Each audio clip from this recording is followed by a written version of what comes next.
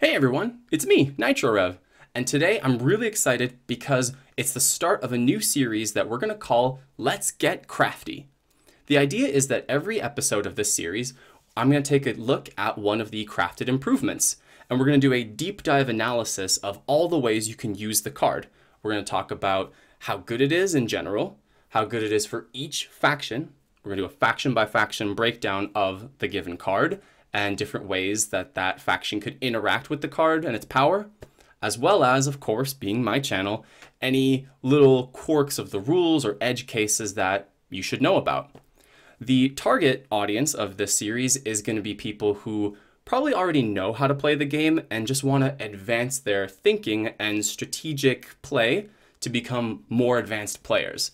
And also, I really just love talking about the crafted improvements and all these little things because I want to hear from you guys. I want to hear if you found some cool uses for the card, how it's helped you win a game, or how you've used it in an interesting way. So please share your experiences, your thoughts with these cards, and I'm keen to know if I'm wrong or not on any of these abilities. So without further ado, let's get started. In this first episode, I want to start with a little episode 0, where we first establish a baseline. This is going to go for both decks, base deck, Exiles, and Partisans deck, and we're going to talk all about the items, focusing mostly on the item cards. I think it's really critical as a thing to do to get better at Root to memorize the card items, like the item cards. Because when you realize, oh, there's this many cards for this particular item, it's going to help you to card count to know how likely you are to draw that card and be able to craft the item. And all these little informational things that you'll be able to take advantage of only when you know how many cards exist for that item. And I'm going to try and break down this information in a way that's going to help you to memorize the item cards if you haven't already. So let's get started with that. So obviously the items are super important in any game of Root because the game is about 30 victory points, except dominance. And every time you craft an item, you inch your way closer to that goal. So that part is obvious. But something that's a little bit less obvious for some people is that the item crafting is also good for denying your enemies points that they could get. Right? When you craft coins, yeah, 3 points for you, amazing. But it's also 3 fewer points that one of your enemies can take advantage of to win their game and bring themselves closer to the end game. And that swing, that differential of 6 points when you craft coins, is this huge aspect of crafting that you should not undervalue. And this is why anytime you place a crafting piece, be it a mouse workshop or a roost in a fox clearing, you should think about not just the abilities that you could get for those crafting pieces, but also which items you could potentially grab. Are those items still in the supply? Have the cards for that item all been discarded, or if there's one of them in the decree? You have to be able to think about these things in order to make the most advantage of your crafting pieces. Of course, this is all a different conversation in the context of games with Vagabond or Warlord. There's a whole other topic that we can definitely explore in the future. But right now, we're just going to talk the straight benefit of crafting the items. So let's get started by looking at the supply. All right, everyone's seen this. You probably already know it. This is what you see at the top of any given map in Root, and that's that there are 2 of each item with the exception of the crossbow and the hammer. Right? There's 1 crossbow, 1 hammer, but 2 of every other item. Of course, items are component limited, so once that last Root T is taken from the supply, no one's crafting Root T anymore at that point, and any card that is able to craft Root T is now kind of useless, but of course it can be used to spend for its suit. But in general, that's why crafting items is so handy to do the earlier you can in the game, because you're snatching up and taking those points before other people can take them. All right? When you break it down by crafting cost, you can see something starts to emerge. There are a lot of items that you only need 1 crafting piece to craft, but the sword and the coins are the exceptions. You need 2 fox crafting pieces to get your sword and 2 rabbit crafting pieces to get the coins. No matter what the suit of the card is, whether it's a bird suited bag or a rabbit suited coins, the crafting cost of an item is always going to be the same. All right, so there's a rabbit, a fox, a mouse, a bird suited card that crafts a bag, but you always look at the crafting cost of one mouse to craft a bag. That part is standard. So let's talk about the small ticket items first. The items that give you just one victory point are the bags, the boots, and the crossbow. We call these small ticket because it's 1 point, but still it's a good point to have, and they can give you benefits for other things like League of Adventurous Mice, or if the vagabond's in the game, they could give you a card for it. The middle ticket / high ticket items are the hammer, the swords, and the tea. I think the hammer and the tea are pretty much unequivocally better just because their crafting cost is lower for equivalent points. The sword falls in this weird category of, depending on how efficient you are with crafting, you could look at it as it's just one victory point per crafting piece, and therefore it falls in the same category as bags and boot and crossbow. Because let's say the river folk, right? You have to commit one of your funds for every crafting symbol. So in that regard, a sword is exactly the same as a boot. But if you're a faction that crafts very easily, you could look at a sword as being just as good as a hammer or a tea. So for that reason, we think of these as the middle / high ticket items, especially the hammer and tea, because it's twice as many victory points as crafting pieces required. And then the last one, the definitely high ticket items or big ticket items, are the coins, where you get 3 points and it only costs you 2 crafting pieces, right? 2 rabbits. Now, the point to crafting piece ratio is just 1.5 per crafting piece, as opposed to 2 points per crafting piece like a tea. However, I think it can't be argued that crafting coins is just a really good feeling. 3 points, 10% of the goal to winning, is a big moment, and it's worth going out of your way to try and get those coins. So let's break it down by suit. So how much potential exists within a single rabbit crafting piece? Of course, one rabbit crafting piece allows you to craft a boot. If you have 2 boot cards, you can craft both of them. Of course, they would have to be on successive turns, but it still allows you to potentially get 2 victory points were you lucky enough to craft both of the boots. So that's the threshold of the 2 victory points for rabbit. Fox is a little better / a little worse. There is a crossbow that you can get for 1 point and a hammer that you can craft as well. If you happen to craft both of these, it's worth 3 victory points. So that on paper seems a little bit better, but for different reasons, one being the rarity of the cards, it's a little less likely that you're to get full value for your fox crafting piece, as opposed to the odds of getting 2 boot cards, which is pretty common.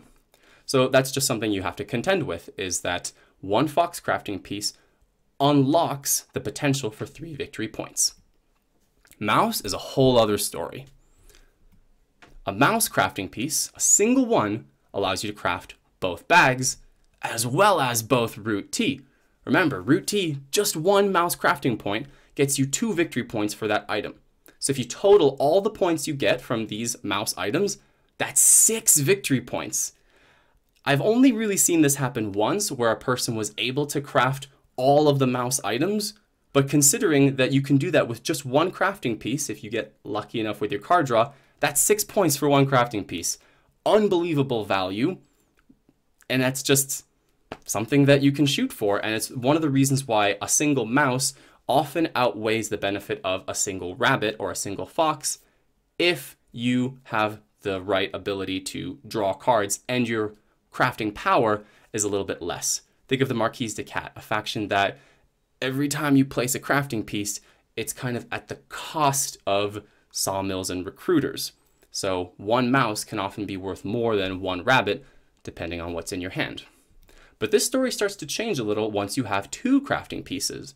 So if you have 2 rabbits, you can unlock abilities to get the coins, which gives you 8 total points. Of course, that's including the 2 points from the boot and the 6 points if you happen to craft both coins. Fox is equally beneficial to have 2 of them because you can craft yourself some swords. So you take the 2 points each from the swords, and then the 3 points from the hammer and crossbow. And this gives you the ability to grab 7 victory points. Okay? So if we think about it, the item economy, what's sitting at the top of the map in every game, is 21 points. You can play with that number a little bit with the Eerie having fewer points for crafting, right? You only get 1 when you craft an item, even if that item normally gives you more, as well as Master Engravers, which gives you a bonus point for crafting an item. So that number is not exactly fixed, but you can still think of it that way, that there's 21 victory points sitting right there on the map, ready for the taking. And you want as big a pie slice of that 21 points as you can, because that's taking the 21 points, or as much of it as you can, from your opponents. Now let's get into what I really want to talk about in this video, which is the cards. Memorize this part, commit this information to memory, and it will be important. We'll talk about why at the end.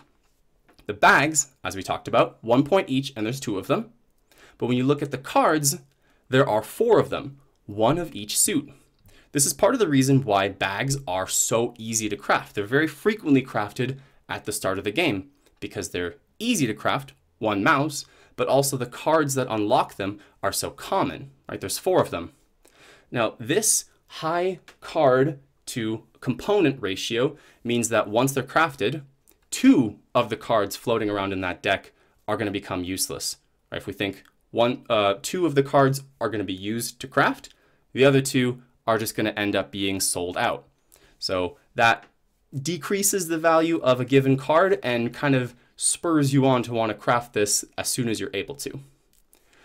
Boots are kind of exactly the same. It's a mirror image over on the rabbit side, where there are 2 physical pieces, 2 boots that can be crafted for 1 point each, and you have 1 of each suit: mouse, fox, rabbit, and bird. Okay? Easy enough so far. Just memorize that. 4 cards, 1 of each suit for the boots, and same thing for the bags. It gets a little bit tighter when we talk about root T. All right, root T looks a lot like both of those, only it's more valuable, right? You get 2 points, and of course the Vagabond and Warlord love having T. They're real thirsty. As well as there's no bird card. That's a big difference, right? So there are only 3 cards that craft this item. That means that the ratio of cards to physical items is going to be lower. So if you have a root T card, it feels better because you are more likely to be the one to craft that root T, especially if one of those cards ends up in the discard. So if both of the T items are still in the supply, I have a T in my hand, and somebody discarded a T, so I can see in the discard pile there's a T card. Provided that you're not playing with the Tinker or something like that, that means that I know that as long as I start getting myself some mouse crafting pieces, this T card in my hand is going to pay off, because unless that card gets redrawn by someone, it's impossible that both of the T's disappear from the supply before I have the chance to get mine down. All right, so the smaller the ratio of cards to items is, the more likely you're to be able to craft that card if you have the card. All right, so I hope that makes a little bit of sense. The coins, again, a mirror image of the T. The crafting cost is different and the point value is different, but the cards look the same. It's 1 of each suit minus a bird. And I really like the coins cards because you can really see the thematic nature of the 3 different animal suits in the game. We've got the mice with their investments card, right? It shows you that they're the economical, sort of clever faction or suit. Then you've got the foxes, who are a bit more militant, with their protection racket, right? Because they're the ones who craft the swords and the crossbow. So they're a bit more warrior minded. So of course they make their money through a protection racket. While the rabbits are not interested in war. They're just interested in cookies and pie and their bake sale. That's how they get their riches, by selling goods that make people happy. What's with this war in the woodlands? Can't we all just be friends? All right, so those are the coins cards. You've got these 3, for 1 for each suit minus birds. But here in the fox items is when you have these little exceptions that make some sense to try and memorize a little bit. The anvil card, the 1 card that can craft a hammer, is this one. It's fox suited, and this 1 card to 1 item ratio is very important. This means that if you have the anvil card, you have effectively reserved the hammer for yourself. You could take 3-4 turns before you place that fox crafting piece, but as long as you have this card in your hand, nobody is crafting the hammer out from underneath you. Even if that situation we talked about earlier where, one of the T cards is discarded and you've got one of them, the deck could get reshuffled.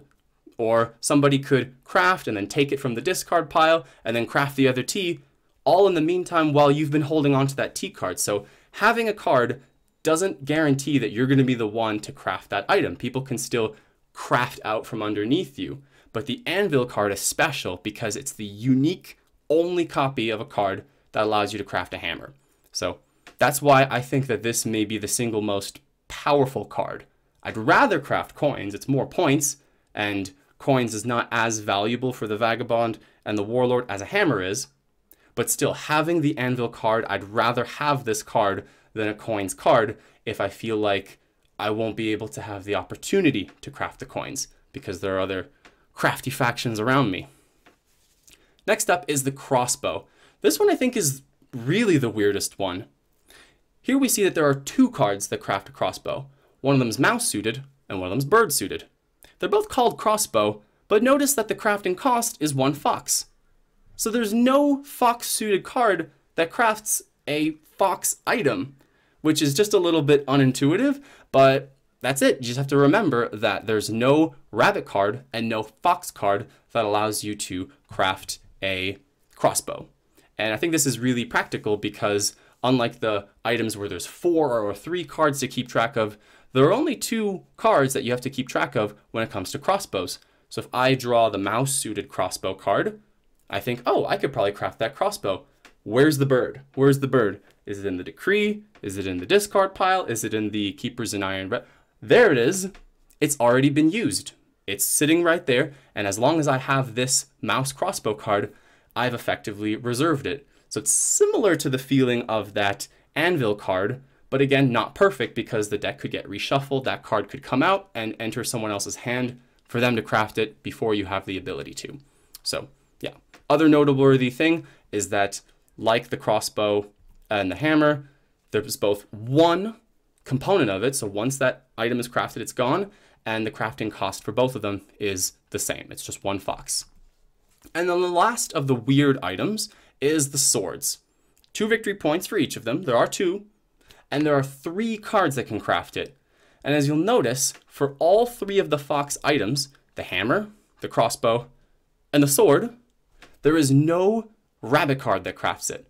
So one of each suit minus rabbit will craft you a sword. And this is a little bit strange, but it does make sense when you think about what I mentioned earlier, that the rabbits are not interested in fighting. It's too, I don't like violence. I just want to eat cookies and go on a visit to my friend's house, whatnot. So I hope that that thematic explanation makes it a little bit easier to internalize the info. So to sum up, you have 4 cards, one of each suit that crafts a bag and a boot. For coins and tea, they look similar to each other, just take away the bird, right? That's easy. Crossbow is a little bit weird. There's no fox and no rabbit.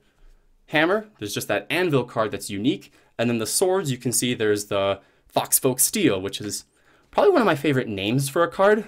You've got the Arms Trader, which often will get used as a bird instead of crafted for a sword. But hey, if I'm the lizards, I'll craft that sword. And then there's the mouse-suited sword card, appropriately named Sword. There you go. So that's all the item cards that you really should commit to memory for when you're playing Root. All right, card knowledge is going to help you make better decisions. So you can look around and see, all of the sword cards have been discarded. So that deck that still has however many cards does not contain any sword cards. So does it make sense for me to place that fox crafting piece knowing that I just cannot craft a sword until the reshuffle? All right, so those types of decisions you can come to when you pay attention to the cards and you have knowledge of the actual quantity of cards that craft the items. It'll allow you to decide on your crafting pieces with a little bit more intention. And importantly, when you're trying to figure out, is this player going to win the game on their turn? you can make that assessment using the information that we talked about today. So if you see the Woodland Alliance has 2 rabbit crafting pieces, you can say, oh no, they can craft coins. But before you just go after those rabbit sympathy tokens to try and stop their ability to craft coins, ask yourself, can they craft coins? Look around. Well, there's investments. That one's in the decree. There's a bake sale over there in the Badger's retinue.